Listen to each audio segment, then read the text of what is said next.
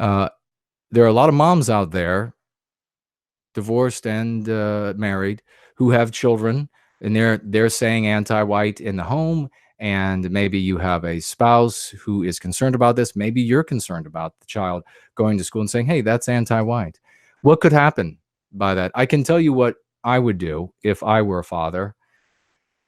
Pardon me, and that is that I would be saying anti-white in front of my child. If my child were at school, I don't know if I would have children going to school, but if they, might be all homeschooled up until the point where we wouldn't be able to facilitate that any further. But if the child goes to school and says anti-white, so there are a couple ifs here. If the child says that something is anti-white in school, let me see. Jelly Storm just wrote again, spouse warning me that we better not get called into principal's office if son says anti-white in school. He won't share my argument.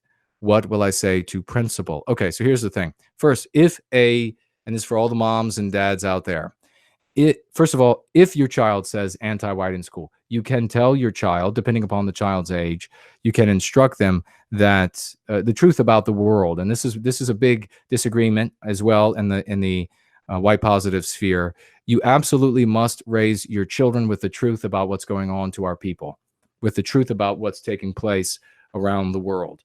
Do not hide it from them so that they can make their own decisions, come to their own conclusions. That is a poison that we have been taught by the anti-whites.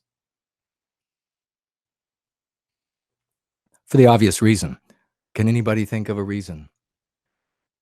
I mean, surely if you were in the midst of a population that you hated, wouldn't it be great to convince them to don't pass on any of your ways? Don't tell them about the things in the world that will harm them. Let us tell them about it all. That is why white people have been taught that. And that's why we now have this idiotic notion of whatever you do, don't tell your children about the ways of the world. No, I think you tell them about the ways of the world. And depending on their age, you can instruct them that at a particular school, say your child goes to, and that's why this is always context dependent. Say your child is in a heavily non-white school and it's very violent. Well, first of all, I would do my best to get my child out of that school, but I would also tell the child, look, don't, until we can get you out of there, don't speak up. You're going to get jumped by a dozen non-whites. You'll get a broken eye orbit. You'll get teeth knocked out. They're not going to have pity on you. In fact, adult non-whites might even let the mauling continue for a bit before they intervene.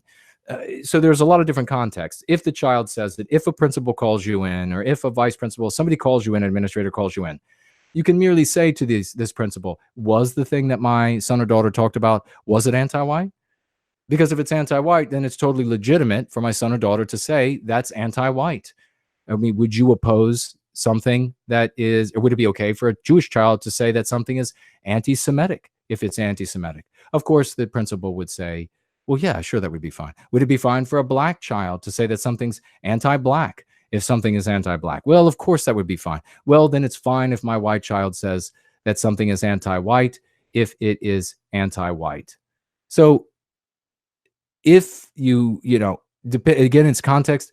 In most cases, what my experience has been is that the interlocutor, the person you're speaking with, backs down at that point. White people hate white people who are not vehemently anti-white. They hate that feeling of hypocrisy. And so they'll turn a blind eye. They'll just look away in the future.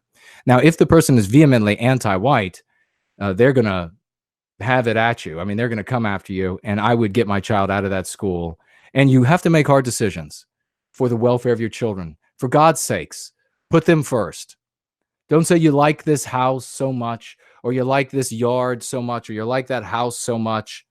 Move and get your children someplace safe. Do the right thing. Don't be selfish.